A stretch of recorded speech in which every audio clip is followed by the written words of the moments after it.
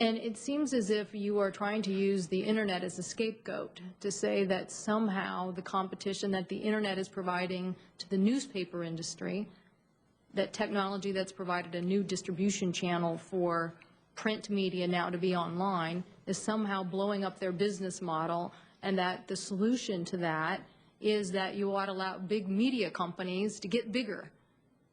And I would say that this change in technology, which is a benefit to the underlying notion of allowing 1,000 flowers to bloom and lots of different opinions, is going to be a change, and that many newspapers are working through those new business models. Technology change does mean that some existing business models are challenged, but it doesn't mean that you should throw the baby out with the bathwater. So you're basically saying, yeah, let big media companies own newspapers because somehow the internet is making more challenging. Now, Commissioner Copps came up with those statistics, or one of the, I think it was Commissioner Copps, and I would just like to note that in 2006, supposedly a very disastrous year for newspapers, they did average profit margins for publicly traded companies at 17.8%.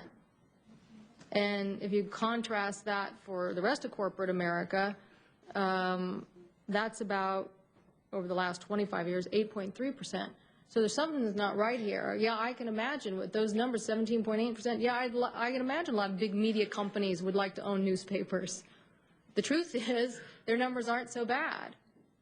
And as a distribution channel, they still represent a very interesting delivery system, and one that I say should still have a shot as they try to broaden into their online distribution business models. But to say that the consolidation, which will bring about a concentration of voices, is somehow that particular logic is keeping in the notion of competition, diversity, and localism, I'm having a very tough time understanding. So I'm happy to hear your response to that. Sure. I think that it's Congress, actually, in the 1996 Act that required the Commission to review its rules and modify and eliminate the ownership rules to the extent that the competition had changed the marketplace. And I believe that that is, and that's one of the things that the Commission, that Congress charged the Commission with doing, updating its rules and actually removing them when they were no longer necessary because of competition. Then the rule that we put in place in 1975, the media marketplace no doubt has changed dramatically since then in terms of and the internet is one significant part of it. So is the number of opportunities in terms of broadcast outlets. So is the opportunities in terms of cable television and satellite television that were not available in 1975 when the rule was put in place. The Commission has in the past, and actually almost every chairman at the Commission since 1996, both Republican and Democrat, have all concluded that there needs to be some modification to the newspaper broadcast cross-ownership rule in light of the changes in the marketplace that have occurred since 1975 and the fact that this is the only rule that has not been changed since 1996. All of the rest of our ownership rules have been, and this is the only one that hasn't. And as a result, I think that it's Congress that actually charged us with that.